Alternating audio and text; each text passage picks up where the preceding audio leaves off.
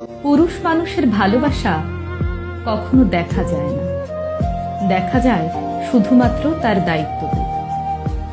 যে মানুষটা রোজ খেয়াল করে আপনার খোঁজ রাখে, আপনি খেয়েছেন কিনা, আপনার শরীর ভালো কিনা, এই প্রশ্নগুলো বারবার করে, সেই মানুষটার সবটা জুড়ে আপনি থাকেন। যে মানুষটা কথায় কথায় আপনাকে ভালোবাসি বলে না, শুধুমাত্র আপনার জন্ম তারিখটা মনে রেখে আপনার প্রিয় চুড়ি, ফুল আর টিপের পাতা নিয়ে আসে, সে আনরোমান্টিক না, সে শুধু আপনাকে বোঝাতে চায় না।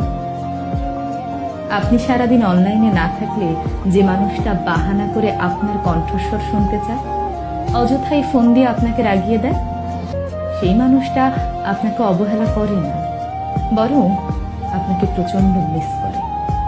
আসলে একজন পুরুষ মানুষকে বুঝতে হলে তাকে তার মতো করে চিনতে হয়।